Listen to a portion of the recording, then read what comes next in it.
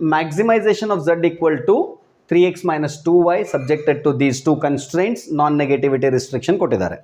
Same procedure ಅನ್ನು follow ಮಾಡೋಣ. First one x plus y equal to 1 ಅಂತ ತಗೊಳ್ಳಿ. x equal to 0 ಇದ್ರೆ y is equal to 1 ಆಗುತ್ತೆ. x equal to 0, y equal to 1. then y equal to 0 ಇದ್ರೆ x equal to 1 ಅಂತ value ಬರುತ್ತೆ. Next second equation ಅಂತ ತಗೊಳ್ಳೋಣ. Second equation is 2x plus 3y is equal to 4 ಅಂತ ಆಯಿತು. So x equal to 0 ಇದ್ದಾಗ y is equal to ಎಷ್ಟಿರುತ್ತೆ ನೋಡಿ, x equal to 0 ಇದ್ದರೆ y is equal to 4 divided by 3 ಆಯಿತು. ಓಕೆ, 4 divided by 3 ಮಾಡಿದ್ರೆ ಎಷ್ಟು ಬರುತ್ತೆ?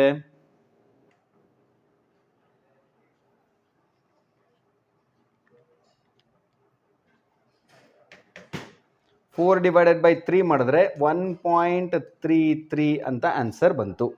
Next y is equal to 0 ಇದ್ದಾಗ y equal to 0 ಆದರೆ x equal to ಎಷ್ಟಾಗುತ್ತೆ? x equal to 4. ಇದು 2x ಇದ್ದದ್ದು x equal to ಇಲ್ಲೇ ಇಟ್ಕೊಂಡ್ರೆ 2 ಈ ಕಡೆ ಡಿವೈಡ್ ಆಯಿತು.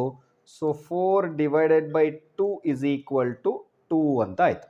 ಸೊ ಇವೆಲ್ಲ ವ್ಯಾಲ್ಯೂಸನ್ನು ನೋಡಿಕೊಂಡು ಸ್ಕೇಲನ್ನು ಸೆಟ್ ಮಾಡ್ಕೊಳ್ಳಿ.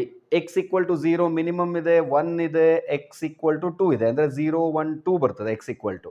ಸೊ 0.5, 1, 1.5, 2, 2.5 ಆ ರೀತಿ ತಗೊಳ್ಳೋಣ. x 1 centimetre equal to 0.5 centimetre ಅಂತ ಹೇಳಿ.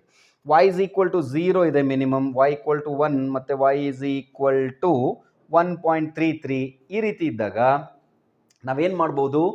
ವಾಯ್ನು ಕೂಡ 0.5, 1, 1.5, 2, 2.5 ಅಂತ ತಗೋಬೋದು, ಯಾಕಂದರೆ ಮ್ಯಾಕ್ಸಿಮಮ್ 1.33 ವ್ಯಾಲ್ಯೂ ಇರ್ತದೆ. Okay, fine. Next x equal to 0 ಇದ್ದಾಗ y is equal to 1, y is equal to 1 ಇಲ್ಲಿ ಬಂತು. y is equal to 0 ಇದ್ದಾಗ x equal to 1, x equal to 1 ಇಲ್ಲಿ ಬಂತು. ಸೊ ಇವೆರಡು ಸ್ಟ್ರೈಟ್ ಲೈನನ್ನು ಜಾಯಿನ್ ಮಾಡ್ಕೊಳ್ಳೋಣ. ಇದು ಯಾವುದಿದು? x plus y less than or equal to 1 ಇತ್ತು, ಅಂದರೆ x plus y is equal to 1 ಇದ್ದಂಥ ಇಕ್ವೇಷನ್. ನೆಕ್ಸ್ಟ್ ಸೆಕೆಂಡ್ ಇಕ್ವೇಷನಿಗೆ ಬಂದಾಗ x equal to 0 ಇದ್ದಾಗ y equal to 1.33 ಅಂತೆ. y is equal to 1.33 ಎಲ್ಲೋ ಇಲ್ಲೇ ಬರುತ್ತೆ, 1.33 ಅಂತ ಹೇಳಿ. Okay, next y is equal to 0 ಇದ್ದಾಗ x equal to 2, x equal to 2 ಎಲ್ಲಿ ಬಂತು? ಇಲ್ಲಿಗೆ ಬಂತು. ಸೊ ಇಲ್ಲಿಗೆ ಈ ಇಕ್ವೇಷನನ್ನು ಜಾಯಿನ್ ಮಾಡೋಣ. ಸೊ ಇದು x ಅಂದರೆ 2x plus 3y equal to 4. 2x plus 3y is equal to 4 ಇದ್ದಂಥ ಇಕ್ವೇಷನ್ ಅನ್ನು ಇದು ರಿಪ್ರೆಸೆಂಟ್ ಮಾಡುತ್ತೆ, ಈ ಸ್ಟ್ರೇಟ್ ಲೈನ್. ಓಕೆ, ನೆಕ್ಸ್ಟ್ ಇನ್ಈಕ್ವಾಲಿಟೀಸಿಗೆ ಬನ್ನಿ. ಈಗ x plus y less than or equal to 1 ಅಂತಿದೆ. So x plus y equal to 1 ಇದಿತ್ತು, less than or equal to ಅಂದರೆ ಇದು ಟುವರ್ಡ್ಸ್ ದ ಒರಿಜಿನ್ ಬರಬೇಕಾಯಿತು. ಸೊ ಟುವರ್ಡ್ಸ್ ದ ಒರಿಜಿನ್ ಈ ಕಡೆಗೆ ಬರುತ್ತೆ. Next 2x plus 3y greater than or equal to 4. ಈ 2x plus 3y equal to 4 ಇದ್ದದ್ದು greater than ಅಂತ, ಅಂದರೆ ಒರಿಜಿನ್ ಬಿಟ್ಟು ಹೊರಗಡೆ ಹೋಗಬೇಕು, ಗ್ರೇಟರ್ ದನ್ ಅಂದರೆ. ಸೊ ಇದು ಈ ಕಡೆಗೆ ಬಂತು, ಒಂದು ವ್ಯಾಲ್ಯೂ ಈ ಕಡೆ ಬರ್ತಾ ಇದೆ, ಅಂದರೆ ಒಂದು ಈಕ್ವೇಷನ್ನ ವ್ಯಾಲ್ಯೂಸು ಈ ಕಡೆ ತಗೊಳ್ತಾ ಇದೆ, ಇನ್ನೊಂದು ಈಕ್ವೇಷನ್ನ ವ್ಯಾಲ್ಯೂಸ್ ಈ ಕಡೆ ತಗೊಳ್ತಾ ಇದೆ. ಕಾಮನ್ ರೀಜನ್ ಯಾವುದಾದ್ರೂ ಆಗೋಕ್ಕೆ ಸಾಧ್ಯ ಇದೆಯಾ? ಇದು ಈ ಕಡೆ ಹೋಯ್ತು, ಇದು ಈ ಕಡೆ ಹೋಯ್ತು ಅಂದರೆ ಎರಡಕ್ಕೂ ಕಾಮನ್ ರೀಜನ್ ಯಾವುದೂ ಇಲ್ಲ. ಕಾಮನ್ ರೀಜನ್ ಇಲ್ಲ ಅಂದರೆ ಫೀಸಿಬಲ್ ಸೊಲ್ಯೂಷನ್ ಇಲ್ಲ.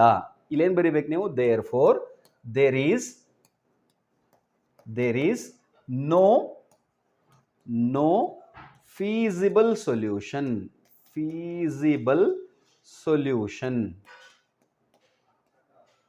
There is no feasible solution. Therefore there is no solution. feasible solution ಇಲ್ಲ ಅಂದಮೇಲೆ ಆಪ್ಟಿಮಲ್ ಸೊಲ್ಯೂಷನ್ ಬರೋದಿಲ್ಲ, ಅಥವಾ ಸೊಲ್ಯೂಷನ್ನೇ ಇಲ್ಲ ಈ LPPಗೆ ಅಂತ ಅರ್ಥ. there is no solution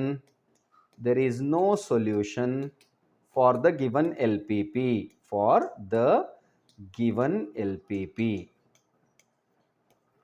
ನೀವು ಇಷ್ಟು ಬರೆದ್ರೆ ಸಾಕು, ಕಂಪ್ಲೀಟ್ ಆಗಿರುವಂಥ ಆನ್ಸರ್ ಮುಗ್ದಾಗತ್ತೆ.